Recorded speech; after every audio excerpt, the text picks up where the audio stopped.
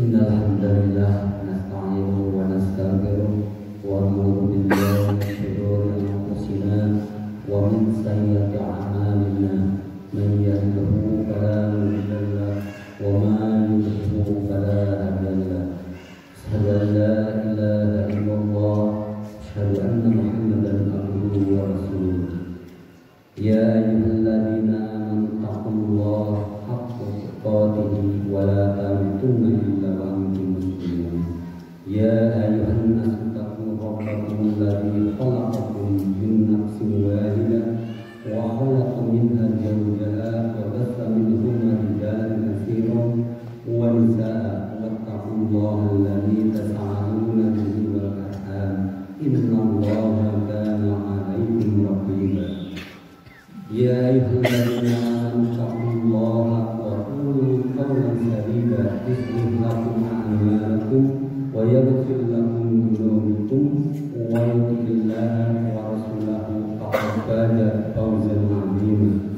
Amma ba'd, fa inna asdaqal hadits kitabullah wa khairul hadyi Muhammadin sallallahu alaihi wasallam wa sharral umuri muhdatsatuha wa kullu muhdatsatin bid'atin wa kullu bid'atin dhalalah wa kullu dhalalatin finnar. Amma hadirin rahimakumullah, alhamdulillah, mari kita membacakan puji serta syukur kepada Allah Subhanahu wa taala bahwa pada saat ini kita masih diberi kesempatan untuk melaksanakan sholat, yaitu sholat Jumat. Mudah-mudahan sholat Jumat kita atau aktivitas kita yang lainnya menjadikan amal soleh di hadapan Allah Subhanahu wa taala. Shalawat dan salam mudah-mudahan berlimpah curahkan terhadap junjungan kita Nabi Muhammad sallallahu alaihi wasallam, kepada para keluarganya, para sahabatnya, para tabi'in, dan mudah-mudahan kita selaku umatnya selalu senantiasa istiqomah dalam menjalankan syariatnya. Hadirin rahimakumullah, khatib berpesan atau berwasiat khusus untuk diri pribadi khatib, umumnya bagi para hadirin. Khatib akan mengutarakan tentang keutamaan sholat berjamaah. Sholat berjamaah di masjid adalah satu-satunya syariat Islam, dan kaum muslimin bersepakat menunaikan sholat yang 5 waktu di masjid adalah seagung-agungnya amal. Jadi bukan berarti amal lain itu tidak baik, tapi menurut fadilah bahwa sholat atau amal yang paling agung adalah sholat, terutama sholat berjamaah di masjid. Karena di dalam sholat itu tidak bisa kita tinggalkan, tidak bisa kita lalaikan, bahkan ketika keadaan khauf atau merasa ketakutan, kita akan Nabi Muhammad diperintah untuk sholat. Mungkin nanti kita bahas sedikit tentang sholat khauf, yaitu sholat dalam ketakutan. Sholat Jumat selain dari sholat yang 5 waktu, yaitu sholat Jumat, sholat 2 hari raya, dan sholat gerhana. Bahkan yang paling agung dan paling penting adalah berkumpul saat di Arafah. Jadi ketika sholat berjamaah, kita berkumpul dengan teman-teman kita atau dengan kaum muslimin. Itu keistimewaannya sholat berjamaah. Lebih agung lagi ketika berkumpul di Arafah, dan mungkin ini rukun yang kelima. Tapi ketika sholat berjamaah di masjid yang tadinya kita tidak kenal, yang tadinya seorang tamu bahkan musafir, ketika sholat berjamaah di masjid maka kita saling mengenal atau ada suasana kegembiraan karena ini tempat saudara-saudara kita.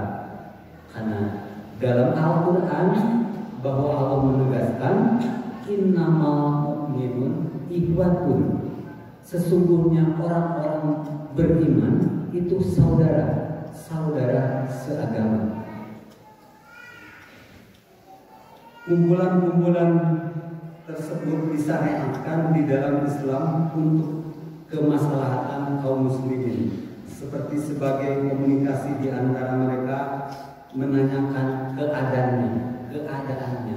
Ketika kita sering berjamaah ke masjid, lalu ada jamaah yang biasanya ikut berjamaah, ketika kita nengok, terutama seorang imam tidak ada atau tidak hadir untuk berjamaah bersama-sama, maka seorang imam yang bijak itu harus bertanya atau menanyakan.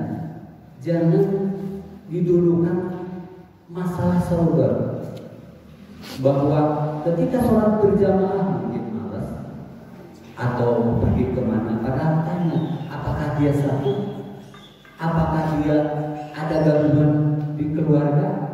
Itu bijaknya seorang pemimpin, terutama di dalam pemimpin sholat berjamaah.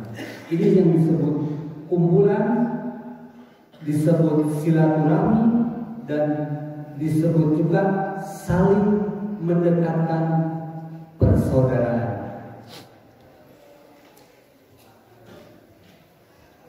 Dan kemaslahatan lainnya yang penting bagi umat ini dengan beragam suku, bangsa. Hal ini sebagaimana Allah berfirman dalam surat Al-Hujurat ayat 12, A'udzubillahi minasyaitonirrajim. Ya ayyuhan nasu inna khalaqnakum min dzakarin aw unsa wa ja'alnakum syu'uban lita'arafu inna akramakum indallahi atqakum innallaha alimun khabir.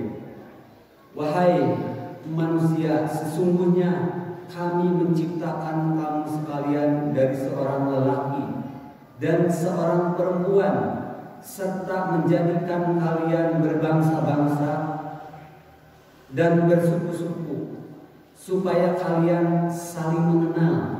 Sungguh orang yang paling mulia di hadapan Allah atau di sisi Allah, orang yang paling takwa di antara kalian. Sesungguhnya Allah Maha mengetahui dan Maha mengenal. Nah, ini dijelaskan ketika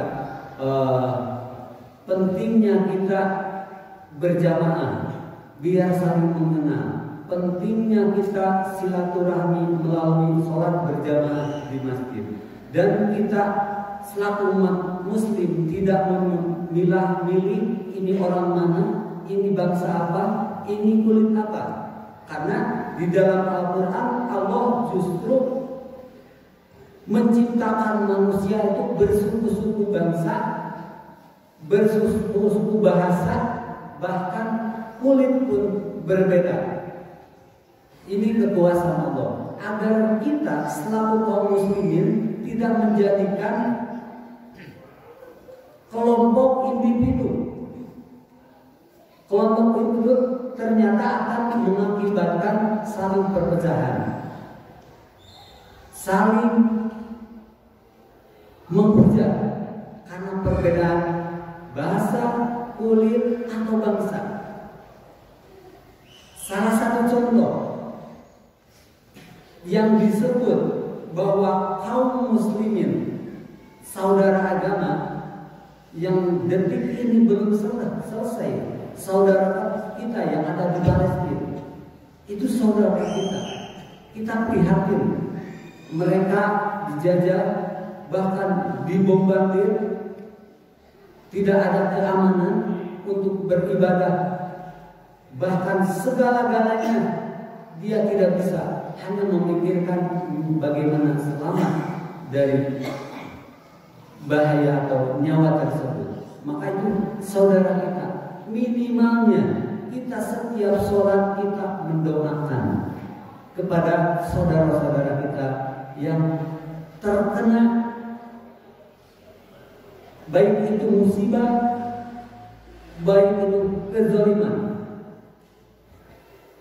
Jadi jangan sampai punya hati atau pembicaraan biarin itu mah orang lain, bangsa lain. Kaum muslimin tidak seperti itu. Karena jelas pedoman kita Al-Quran. Al-Quran menjelaskan bahwa semua kaum muslimin itu saudara kita. Jadi minimalnya ketika kita tidak bisa nyampe adalah yang diminta hanya doa. Dan Rasulullah SAW juga telah memerintahkan sekaligus menjelaskan keutamaan pahalanya yang besar. Beliau bersabda, "Sholatul hajati afdalu min sholatil fardhi, yakni farda bisab'in wa isrina darajat." Sholat berjamaah itu lebih utama daripada sholat sendirian dengan 27 derajat. Jadi kalau kita dibandingkan dengan sholat sendirian hanya 1 derajat, tapi ketika sholat berjamaah Rasulullah SAW menceritakan pahalanya 27 derajat. Ini berbicara tentang berjamaah. Lain lagi ketika berbicara berjamaah di masjid. Kadang kita kalau tidak tahu ilmu, ketika kita sholat berjamaah di pasar misalkan, atau di kantor, itu hukumnya sama berjamaah. Tapi apabila berjamaah ke masjid itu lebih istimewa, apalagi ketimbang di rumah sendirian. Dan beliau Nabi Muhammad SAW bersabda ini tentang sholat berjamaah. Ini hadisnya cukup panjang, yang artinya sholatnya seseorang secara berjamaah akan dilipat gandakan atas sholatnya di rumahnya dan di pasarnya sebanyak 25 lipat. Hal ini karena jika berwudu dengan baik lalu ia keluar menuju masjid karena sholatnya. Jadi berjamaah tersebut boleh di pasar, boleh di rumah, namun lebih diperintahkan, lebih afdal lagi maknanya sholat berjamaah di masjid. Jadi beda antara sholat berjamaah di masjid itu 27 derajat. Kalau di rumah, kalau berjamaah dan di pasar, mungkin di pasar tersebut ada mushola atau masjid, bukan di pasarnya. 25. Kadang kita suka sudon atau jangan sampai sudon ketika saudara-saudara kita sekali-kali tidak ada di masjid. Yaitu tadi, apakah kita tengok ke kanan ke kiri itu maknanya sakit, maknanya mungkin berjamaah mendidik keluarga, maknanya mungkin lagi bepergian, sholat di luar, wilayah mungkin secara itu. Karena prinsip manusia ketika banyak ilmu, ketika semakin belajar ilmu, lalu setan itu sangat dasar menggoda melalui sumber, menyangka bahwa si A tidak pernah berjamaah, si A tidak pernah sholat. Nauzubillah min dzalik. Justru ketika seorang imam yang bijak, ketika salah seorang yang biasa rutin melaksanakan sholat, maka bertanya terhadap yang lainnya, kemana si fulan, barangkali dia sakit. Hadirin rahimakumullah, hukum sholat berjamaah. Hukum sholat berjamaah adalah wajib pada syarat yang 5 waktu. Hukum wajibnya ditujukan oleh Al-Quran dan Nas As-Sunnah. Allah Subhanahu wa Ta'ala berfirman, A'udzubillahi minasyaitonir rajim, wa idza kunta bihim fa aqamta lahumus sholata fala takum qa'ifatun minhum ma'ak. Dan apabila kamu, wahai Muhammad, ini Allah kepada Nabi kita, Nabi Muhammad, berada di tengah-tengah mereka, yaitu para sahabat, lalu kamu hendak mendirikan sholat bersama-sama mereka, maka hendaklah segolongan dari mereka berdiri sholat bersama. Quran surat An-Nisa ayat 102. Pada ayat ini Allah Subhanahu wa Ta'ala memerintahkan untuk sholat berjamaah, dan hukum asal perintah menunjukkan wajib. Terlebih perintah tersebut terhadap sholat khauf, maka apalagi dalam keadaan aman. Ini perintah sholat dalam keadaan ketakutan, yaitu berjihad, berperang. Allah memerintahkan supaya sebagian dari mereka atau sahabat mendirikan sholat berjamaah. Dan ini kalau dibahas memang cukup lama, karena sholat khauf itu macam-macam. Ada yang takbir, ada yang 1 rakaat. Karena berkecamuk dalam perang tidak mungkin melaksanakan sesuai yang tuntunan tersebut. Maka saking wajibnya berjamaah dalam keadaan takut perang berkecamuk, Allah memerintahkan untuk berjamaah dan bergiliran. Nah, pertanyaannya, apalagi kita dalam keadaan aman, lalu apalagi alasannya untuk meninggalkan sholat berjamaah, untuk meninggalkan sholat tepat waktu? Jadi tidak ada alasan. Apalagi Allah telah mencerminkan, menunjukkan hari ini, kalau bapak-bapak atau saya pribadi tidak yakin terhadap hadis tersebut atau Al-Quran, maka Allah menampakkan ketika perang Gaza berkecamuk, lalu sholat bergantian, itu ditampakkan. Dan alhamdulillah kita bersyukur karena adanya desert atau teknologi, kita bisa menyaksikan bagaimana orang-orang soleh ketika berperang waktunya sholat melaksanakan.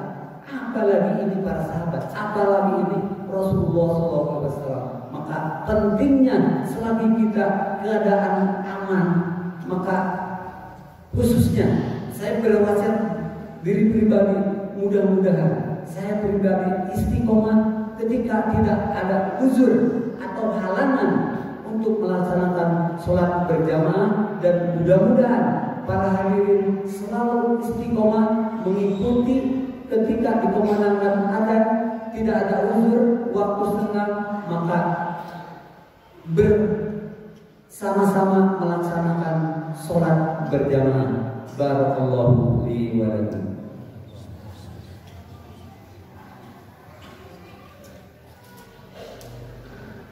Alhamdulillahilladzi arsala rasulahu bil huda wa dinil haq liyudhhirahu 'ala dini kulli walau karihal musyrikun. Asyhadu an la ilaha illallah wa asyhadu anna Muhammadan abduhu wa rasuluhu. Amma hadirin rahimakumullah. Khutbah yang kedua menguatkan khutbah yang pertama, karena sahabat pun manusia, sekaya pun manusia, ketika tidak menjalankan syariat Allah yang terutama sholat dan sesuai dengan tuntunan Allah dan Rasulnya, maka tidak ada apa-apanya di hadapan Allah Subhanahu wa Ta'ala. Dan mudah-mudahan ketika kaum muslimin wal muslimat dalam melaksanakan sholat tersebut sungguh-sungguh bahwa kita berserah diri, kita sujud di hadapan Allah dalam keadaan waktu sholat, maka mudah-mudahan kita semua di luar sholat kita selalu sujud. Maksud sujud bukan berarti lagi jalan sujud, kita tetap taat terhadap aturan-aturan Allah Subhanahu wa Ta'ala. Paslal min anil hayat, jangan memisahkan agama dari kehidupan. Ketika Allah memerintahkan sholat, ketika Allah memberikan rukun dan sujud selaku hamba Allah taat terhadap Pencipta, lalu ketika sudah bubar dari sholat tersebut, maka diri kita, hati kita tidak sujud terhadap aturan-aturan Allah Subhanahu wa Ta'ala. Mencari ekonomi halal haram ditabrak, haram riba dikerjakan, maka mana ketaatan dari sholat tersebut? Maka ketundukan sujud kepada Allah Subhanahu wa Ta'ala manakala di luar sholat kita tidak taat, maka pantas ketika Allah Subhanahu wa Ta'ala bahwa sebagus-bagusnya manusia adalah orang yang bertakwa kepada Allah Subhanahu wa Ta'ala di mana saja pun berada. Wa tawajjadu fa inna khairu jadi takwa. Jadi dimanapun, kapanpun, bukan hanya di majelis taklim saja kita takwa kepada Allah Subhanahu wa Ta'ala, tapi aktivitas di luar masjid atau di luar peribadahan kita tetap kita bertakwa kepada Allah Subhanahu wa Ta'ala. Hadirin rahimahullah, mungkin itu saja yang bisa Khatib sampaikan. Mudah-mudahan menjadikan ilmu yang bermanfaat, dan mudah-mudahan kita selalu istiqomah melaksanakan perintah Allah Subhanahu wa Ta'ala, dan khususnya kita tidak melalaikan tentang sholat, karena sholat tersebut nanti di akhirat akan paling awal dihisab.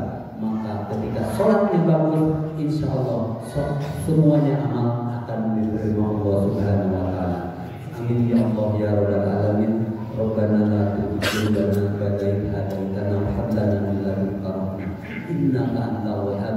Rabbana atina fid dunya hasanah wa fil akhirati hasanah